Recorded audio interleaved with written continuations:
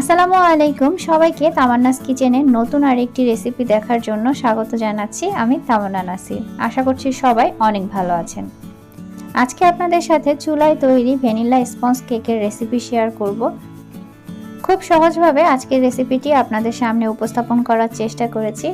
আর video শুরুর আগে একটা অনুরোধ থাকবে, যারা ইউটিউব থেকে আমার ভিডিও দেখছেন তারা অবশ্যই আমার ইউটিউব চ্যানেলটা সাবস্ক্রাইব করে দেবেন।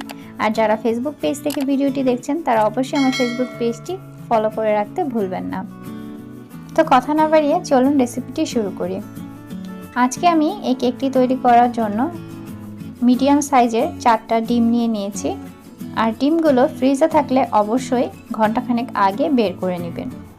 এবার ডিমগুলোকে আমি কয়েক সেকেন্ডের জন্য একটা ইলেকট্রিক বিটার দিয়ে বিট করে নিব। হালকা বিট করে নেওয়ার পরে এখানে আমি হাফ কাপের থেকে একটু কম চিনি ব্যবহার করছি। আপনারা চাইলে চিনিটা একটু বাড়িয়ে বা কমিয়ে দিতে পারেন। এবার চিনিটা গলে যাওয়া পর্যন্ত ভালো মতো বিট করে নিতে হবে। এখন আমি ফুল স্পিডে 8 থেকে 10 মিনিটের মতো বিট করে নিব। আপনাদের একটু কম বা বেশি সময় লাগতে পারে, এটা আসলে নির্ভর করে বিটারের উপর। আর বিটার বন্ধ করে যখন দেখবেন বিটারের বিট থেকে এভাবে ব্যাটারটা ফেললে বেশ অনেকক্ষণ পর্যন্ত ভেসে থাকে, তখন বুঝবেন এটা ঠিকঠাক মতো বিট করা হয়ে গেছে। এবার আমি বিট করা বন্ধ করে দিয়ে এখানে 1/3 কাপ সয়াবিন তেল মিশিয়ে নিব। আপনারা চাইলে সয়াবিন তেলের পরিবর্তে বাটারও দিতে পারেন। এবার আমি জাস্ট 10 থেকে 12 সেকেন্ডের মতো এখানে বিট করে নিব, এরপরে বন্ধ করে দিব। তেল দেওয়ার পরে বেশিক্ষণ বিট করার দরকার নেই। এবার আমি একটা চালনিতে শুকনো উপকরণগুলো নিয়ে নিব। তো আমি প্রথমে এখানে হাফ কাপ ময়দা নিয়ে নিচ্ছি। এখন আমি এখানে 3 চা চামচ গুঁড়া দুধ দিব 1 চা চামচ বেকিং পাউডার,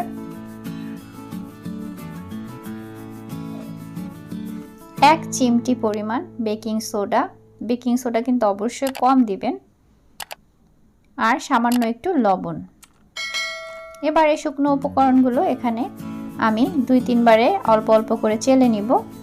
আর ঠিক এভাবে আস্তে আস্তে মিশিয়ে নিব, যাতে করে ডিমের যে ফোমটা হয়েছে সেই ফোমটা বসে না যায়। খুবই আলতো হাতে একটু সময় নিয়ে এভাবে একদিকে ঘুরিয়ে ঘুরিয়ে মিশিয়ে নেবেন। আপনাদের মেশানোটা যদি ঠিকঠাক মতো না হয় তাহলেই কিন্তু কেক ঠিকঠাক মতো হওয়ার পরেও চুপসে যায়। এবার আমি এখানে হাফ চা চামচ ভ্যানিলা এসেন্স দিয়ে দিলাম। এবার ভ্যানিলা এসেন্সটা ভালো মতো মিশিয়ে নিলাম। তারপরে আমি যেই পাত্রে কেক বানাবো সেই পাত্রের মাপে আমি নর্মাল একটা খাতার কাগজ এখানে অল্প একটু তেল ব্রাশ করে বিছিয়ে নিয়েছি এবং এর মধ্যে কেকের ব্যাটারটা এখন ঢেলে দিলাম। এবার আমি কেকের পাত্রটাকে কয়েকবার এভাবে বাড়ি দিয়ে নিব, যাতে করে এই কেকের ব্যাটারের ভিতরে কোনো বাবলস থাকলে সেটা বের হয়ে আসে। কেকের ব্যাটারটা তৈরি করার আগেই আমি চুলায় মিডিয়াম আঁচে একটা হাঁড়ি বসিয়ে দিয়েছি, যাতে করে হাঁড়িটা আগে থেকে একটু গরম হয়ে থাকে। এখন এই হাঁড়ির মধ্যে আমি কেকের পাত্রটা বসিয়ে দিলাম। এবার ঢাকনা দিয়ে ঢেকে দিব আর অপেক্ষা করব 40 থেকে 45 মিনিটের জন্য। যেহেতু কেকটা একটু বড় তাই হতে সময় লাগবে। আর এবার ঢাকনার ছিদ্রটাও এভাবে বন্ধ করে দিচ্ছি। আর এরকম কাচের ঢাকনাওয়ালা পাত্রে কেক বসানোর জন্য চেষ্টা করবেন, এতে করে কেকের অবস্থাটা বাহির থেকেই ভালো দেখা যায়। চুলার আঁচটা থাকবে মিডিয়াম টু লো, আমি কিন্তু একেবারে লো করে দিচ্ছি না। ফিরে এলাম ঠিক 40 মিনিট পরে। এখন আমি একটু দেখে নিব কেকটা ঠিক মতো হয়েছে কিনা। আর যেহেতু চুলায় কেকটা তৈরি করা, উপর থেকে কিন্তু তেমন একটা কালার আসবে না। তো আমি একটা কাঠির সাহায্যে চেক করে নিচ্ছি। কাঠিটা দেখেন ভেতরে এভাবে ঢোকানোর পরে যদি একদম পরিষ্কার বের হয় তাহলে বুঝবেন কেকটা ঠিক মতো হয়ে গেছে।